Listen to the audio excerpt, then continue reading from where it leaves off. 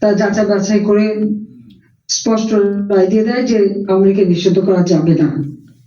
উচ্চ আদালত থেকে যখন এই রায়টা চলে আসলো, তারপরে কোন ক্ষমতা বলে ওই খুনি, ফ্যাসিস্ট, সুদখোর, ক্ষমতা লোভী, দুর্নীতিবাজ খুনি ইউনূস ক্ষমতা দখল করেছিল অবৈধভাবে, অসাংবিধানিক ভাবে। স্বরাষ্ট্র মন্ত্রণালয়ের একটা আইন মাধ্যমে আওয়ামী লীগকে নিষিদ্ধ করে দিয়েছে। এবং এত বারবার প্রথমে বলল না নিষিদ্ধ না, আওয়ামী লীগকে তাদের কাজকর্ম স্থগিত করা হয়েছে। আবার ঠিক নির্বাচনের আগে ইউরোপিয়ান ইউনিয়নের সাথে বললো কি না আওয়ামী লীগ নিষিদ্ধ ইলেকশন করতে পারবে না। আওয়ামী লীগ নিষিদ্ধ করবার সে কে? আওয়ামী লীগ জনগণের ভোটে নির্বাচিত, সে হলো ক্ষমতা দখলকারী। 2001 সালে বিএনপি ক্ষমতা আসার পর জামাতা বিএনপি মিলে সংখ্যালঘু সম্প্রদায় আওয়ামী লীগ তাদের উপরে নির্যাতন চালায়। আর ইতিহাস বিকৃতি, এতে তো বিএনপি চ্যাম্পিয়ন। জিয়াউর রহমানকে স্বাধীনতা ঘোষক বানায়। আবার দেখলাম তাদের বক্তব্যে বলে 26শে মার্চ থেকে জিয়া স্বাধীনতা ঘোষণা, 26শে মার্চ স্বাধীনতা ঘোষণা দেবে জিয়া ছিল কোথায়? 25শে মার্চ জাতির পিতার নির্দেশে সারা বাংলাদেশে অগণিত আওয়ামী লীগের নেতাকর্মী জনতা মিলে যখন ব্যারিকেড সৃষ্টি করছে, তখন পাকিস্তানি সেনাবাহিনীর একজন অফিসার হিসেবে কত গুলি চালিয়েছে, কত মানুষ হত্যা করেছে চট্টগ্রামে যারা আছে তারা বলতে পারবে। জিয়াতে সোশ্যাল মিডিয়াতে ব্যাপকভাবে প্রচার শুরু করেন। বিএনপির নেতাকর্মীদের বলেন যেগুলো একটু শোনো তোমরা। কোথায় জিয়া? একটা মেজর, ওই মেজরকে প্রমোশন দিয়েছে আমার বাবা বঙ্গবন্ধু শেখ মুজিব। মেজর থেকে কর্নেল, কর্নেল থেকে ব্রিগেডিয়ার, ব্রিগেড থেকে মেজর জেনারেল, প্রমোশনটা আমেরিকার দেওয়া, সেটা ভুলে যায়। যাক, আমি আর বেশি কথা বলতে চাই না। আজকে আমাদের স্বাধীনতা দিবস। এমন একটা অস্বাভাবিক পরিস্থিতিতে এই স্বাধীনতার এত বছর পরে আমাদের পালন হবে, আর সেখানে যে আওয়ামী লীগ স্বাধীনতা এনে দিল সেই আওয়ামী লীগকে নিষিদ্ধ করা হলো। কিন্তু এই নিষিদ্ধ কখনোই বৈধ না। অবৈধভাবে ক্ষমতা দখল আওয়ামী লীগ থাকবে। আওয়ামী লীগ এদেশের মানুষের ভাগ্য পরিবর্তন করেছে।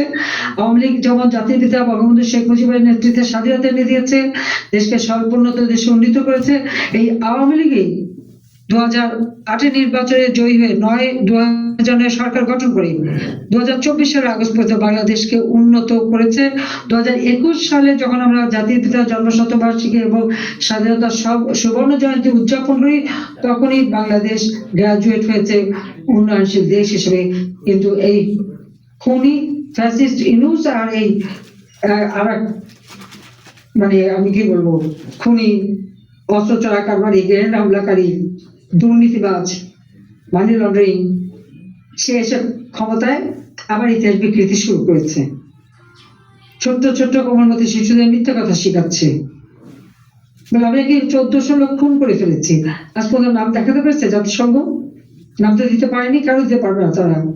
আমার নামে যখন অপবাদ দিয়েছে, অবশ্যই নামগুলি তাদের প্রচার করতে হবে এবং বলতে হবে, আর নয়তো এটা উজ্জ্বল করতে হবে,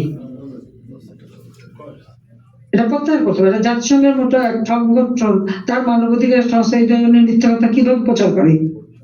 আমি কোনো খুন করিনি, আমি খুন করলে তো ক্ষমতা পেয়ে যেতে পারতাম।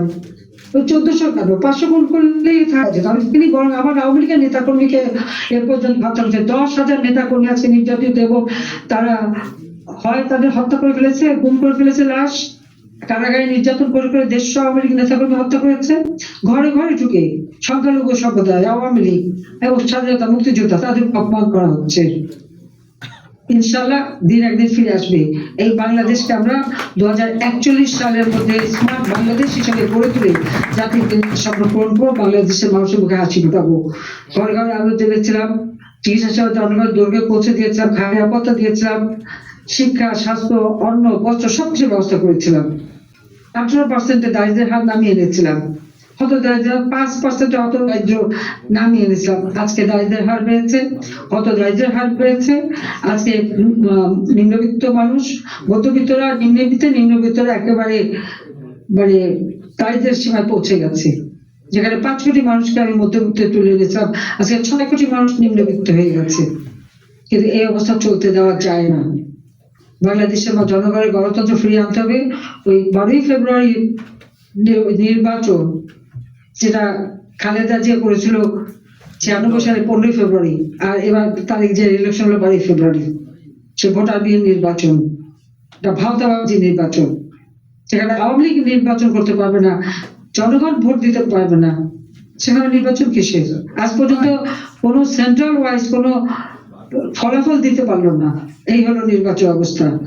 এই অবস্থা থেকে দেশকে মুক্ত করতে সকলকে ঐক্যবদ্ধ হতে হবে। মুক্তিযুদ্ধের চেতনায় আমাদেরকে আবার ঐক্যবদ্ধ হয়ে আন্দোলন সংগ্রামের মধ্য দিয়ে জনগণের অধিকার প্রতিষ্ঠা করতে হবে। ইনশাল্লাহ আমরা অবশ্যই আওয়ামী লীগ জনগণের পাশে থাকবে এবং জনগণের সফলতা এনে দেবে। এই স্বাধীনতা দিবসে জনগণের প্রতি আমার সেই আহ্বান রইল। সবাইকে ধন্যবাদ।